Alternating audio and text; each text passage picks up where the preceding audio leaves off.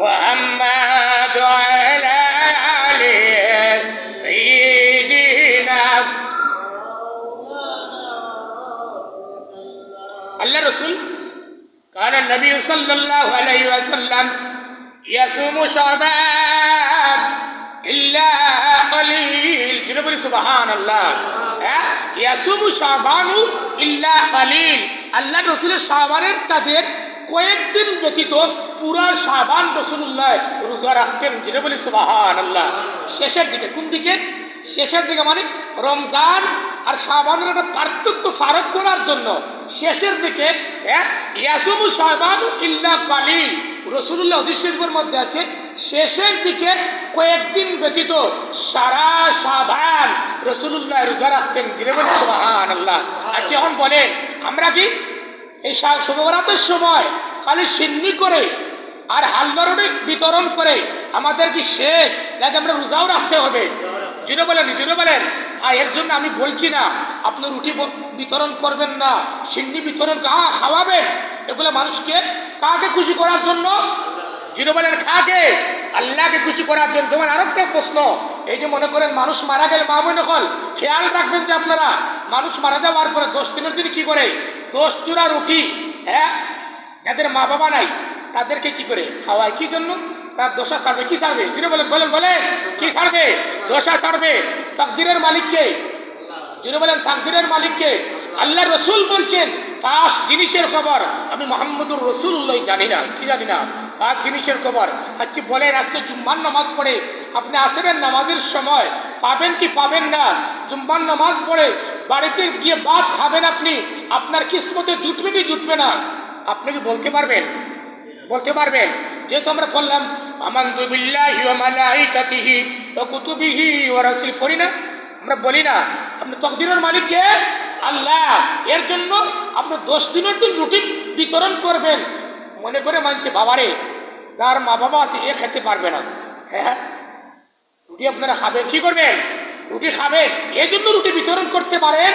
আমার মানুষটা মারা গেছে, আমার বাবা মারা গেছে, মা মারা গেছে, তার রুহর মাগফিরাত কামনা করে আমি রুটি সিন্নি বিতরণ করতেছি, তাহলে আপনার সওয়াব হবে। কি হবে?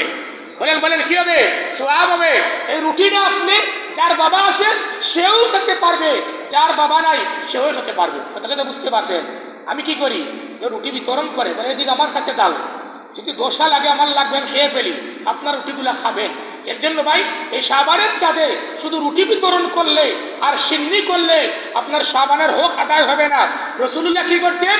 ইয়াসুমু শাবানু ইল্লা কলিল। শেষের কয়েকদিন ব্যতীত এই রাসূলুল্লাহ সারা শাবান মাস কি করছেন?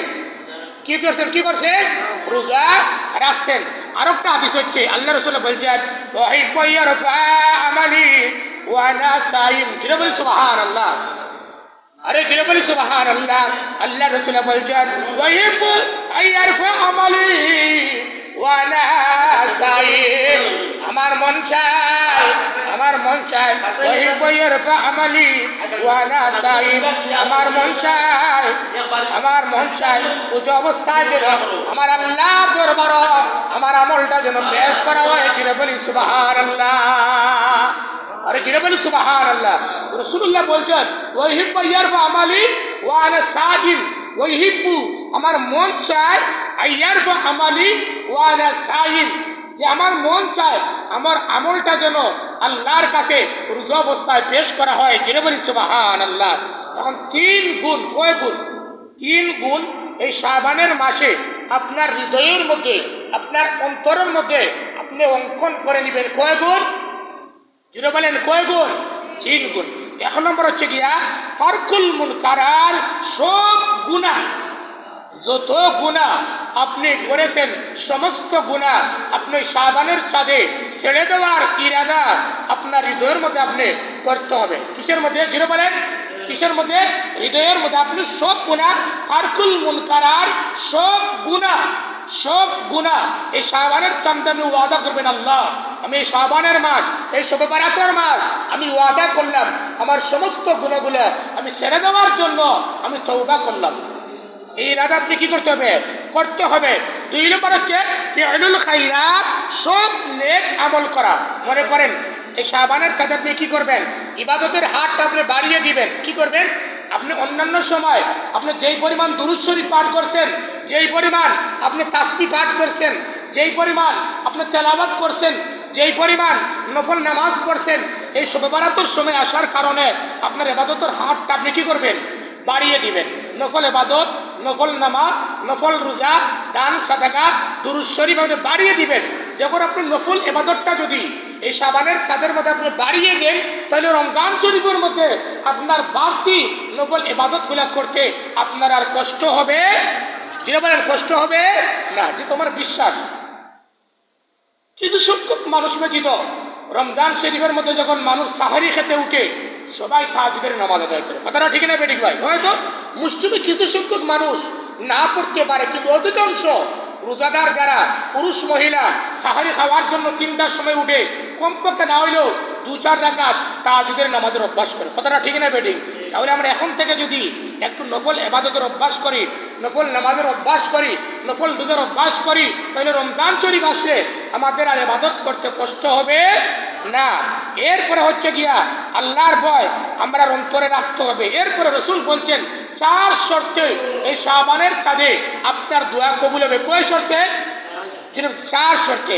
1 নম্বর, তওবা করতে হবে। কি করতে হবে? তওবা যদি আপনি করেন, আপনি আশা রাখেন এই শবে বরাতের সময় আল্লাহ আপনার দুয়ারে কবুল করে ফেলবে। 2 নম্বরে, আপনি সব গুনাহ কি করতে হবে? ছেড়ে দিতে হবে। 3 নম্বরে, আপনি যে গুনাহ আপনি ছেড়ে দিয়েছেন, এই গুনাহটা আর আগামীতে না করার জন্য আল্লাহর কাছে কি করতে হবে? ওয়াদা কি করতে হবে? ওয়াদা করতে হবে। 4 নম্বর হচ্ছে কোনো মানুষের হক নষ্ট করা যাবে না। কথা বুঝছেন?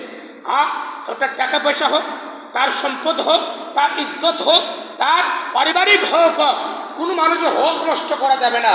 যদি কোনো মানুষের হক নষ্ট করেন, তাহলে শবে বরাতের রাতের আগে তার কাছ থেকে আপনি মাফ চাইতে হবে। কি করতে হবে? মাফ চাইতে হবে। যদি আমরা মাফ চাই, তাহলে আপনি বিশ্বাস রাখেন, আশা রাখতে পারেন এই শবে বরাতের রাত্রে আপনার দুয়ারে আল্লাহ কবুল করতে পারে। যিনি বলি সুবহানাল্লাহ। এখন হচ্ছে শবে বরাত। শবে বরাতের সময় আমাদের করণীয় কি কি, আর আগামী জুম্মাবার আমরা আলোচনা করব শবে বরাত সম্পর্কে বিস্তারিত। এখন এই শাবানের চাঁদে আপনার করণীয় কি কি? 1 নম্বর হচ্ছে আপনি বেশি বেশি দোয়া করা। কি করা? বেশি বেশি করে দোয়া করা। আল্লাহুম্মা বারিক লানা ফি রাজাব ওয়া শাবান ওয়া বাল্লিগনা রমাদান। আর যদি আপনি আরবিতে নাই পারেন, আপনি যে দোয়া আল্লাহরে খুশি করার জন্য আপনি পারেন, সেই দোয়া আপনি কি করবেন? করবেন। যিনি বলি সুবহানাল্লাহ। এরপরে আপনি শাবানের চাঁদের মধ্যে কি করবেন? আপনি মনে করেন আজকে শাবানের চাঁদের কয় তারিখ? 3 তারিখ। কয় তারিখ? 3 তারিখ। রাসূলের সুন্নত হচ্ছে আপনি হিসাব করবেন, আর তো মনে করেন 27 দিন বাকি আছে। কয় দিন? 27 দিন রোজার বাকি আছে। আপনি দোকানে বসছেন, গাড়ির স্ট্যান্ডে বসছেন, পরিবারের কাছে বসছেন, আপনি বলবেন কি, আরে আর তো মনে করেন 24 দিন বাকি আছে রোজার, আর তো 25 দিন বাকি আছে রোজার, আর তো 26 দিন বাকি আছে রোজার, আর তো 19 দিন বাকি আছে রোজার। আপনি কি করবেন? রোজার দিনগুলা গণনা করে হিসাব করবেন, তার প্রচার করবেন। এরপরে আপনার 3 নম্বর হচ্ছে গিয়া আপনার বিগত রমজান শরীফের রোজা যদি আপনার কাজা থাকে, কি থাকে? কাজা রোজা যদি থাকে, মা বোনের আপনার খেয়াল করবেন, আপনাদের শরীয়ত সম্মত কিছু কারণে রোজা কি হয়? কাজা হয়। এই রমজান শরীফের আগে এই শাবানের চাঁদ আপনি বিগত রমজানের রোজাগুলা কাজা আদায় করে নেবেন। এরপরে 4 নম্বর হচ্ছে গিয়া নফল ইবাদত বেশি বেশি করতে হবে। 5 নম্বরে এই শাবানের চাঁদে আমাদের মধ্যে যে হিংসা আছে, কি আছে? বলেন হিংসাটা কি করতে হবে? আমরা ছেড়ে দিতে হবে। এরপরে 6 নম্বরে খেয়াল রাখবেন, 6 নম্বরে শিরিক কি করতে হবে? শিরিক আমাদেরকে ছেড়ে দিতে হবে। শিরিক গুনাহ আল্লাহ সব গুনাহ মাফ করে, কিন্তু কোন গুনাহ মাফ করে না? বলেন কোন গুনাহ? শিরিক গুনাহ আল্লাহ মাফ করবে না। এরপরে 7 নম্বর হচ্ছে দান সাদাকা। মনে করেন আপনি কোন যাকাত দিবেন, যাকাত, কথা বুঝছেন? 1 বছরের যে যাকাত দিবেন, আপনি যাকাতটা এই শাবানের চাঁদে আদায় করে দিবেন, যাতে আপনার যাকাতের টাকাটা একজন গরিব মিসকিনে পেয়ে তার রমজান শরীফটা শান্তিতে রোজা রাখতে পারে। কথা বুঝতে পারছেন? সাহাবায়ে কেরাম কি করতেন? এই শাবানের চাঁদে বাৎসরিক যাকাতটা আদায় করে দিতেন, এই জন্য যাতে যারা যাকাত খাওয়ার যোগ্য তারা এই জাকাতের টাকাটা পেয়ে তার রমজান শরীফটা পরিবার পরিজন নিয়ে শান্তিতে কি করতে পারে, রোজা রাখতে পারে। এরপরে এই শাবানের চাঁদে আপনি দুরূদ শরীফ বেশি বেশি করে আমল করবেন, যেহেতু এই শাবানের চাঁদের মধ্যে দুরূদ শরীফের আয়াত নাজিল হয়েছে। 9 নম্বরে এই শাবানের চাঁদের করণীয়, আপনি পাপ গুনারে কি করে দিতে হবে, ছেড়ে দিতে হবে। এরপরে 10 নম্বর হচ্ছে গিয়া, যেমন আইয়ামে বেজের রোজা কয়টা, তিনটা। কয়টা? তিনটা। 13, 14, 15। রসুল্লাহ আইয়ামে বিজের রোজা রাখতেন 13, 14, 15। যেহেতু আমরা 14 তারিখ দিবারগত রাত শবে বরাত, কথা বুঝছেন, 14 তারিখ দিবারগত রাত যেহেতু শবে বরাত, তাহলে আপনি 13 তারিখ রোজা রাখতে পারেন, 14 তারিখ রোজা রাখতে পারেন, আবার 15 তারিখ রোজা, 3টা রোজা রাখলেন, আবার আপনার শবে বরাতও রোজা হয়ে গেল, আইয়ামের বিজের রোজা জিরো বলেন হয়ে গেল। এরপরে 11 নম্বরে কোরআন বেশি বেশি করে তেলাওয়াত করবেন, কোরআন শরীফের আলোচনা করবেন। এরপরে 12 নম্বরে আল্লাহর কাছে ক্ষমা প্রার্থনা করবেন।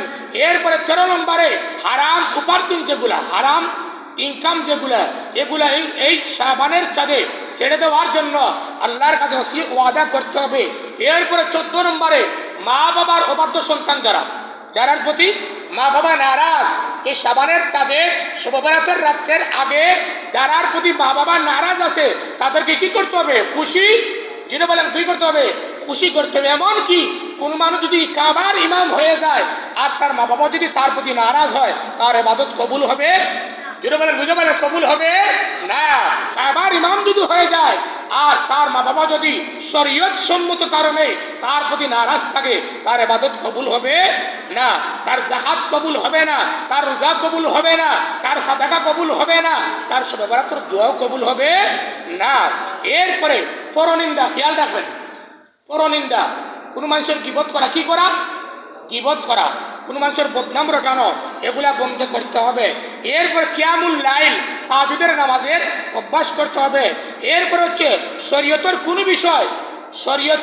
বিষয় আমাদেরকে অস্বীকার করা যাবে না। এরপরে কি করতে হবে, আমাদেরকে অপ্রয়োজনীয় কোনো কথাবার্তা বলা যাবে না। বিশেষ করে 2 জিনিস ছেড়ে দিতে হবে। 1 নম্বর হচ্ছে আমাদের হিংসা, কি যিনি বলেন, কি বলেন হিংসা। আর 2 নম্বর হচ্ছে গিয়া আমাদের শিরক। এই 2 গুণা যদি আমরা ছেড়ে না দেই, তাহলে আমাদের ইবাদত আল্লাহর কাছে কবুল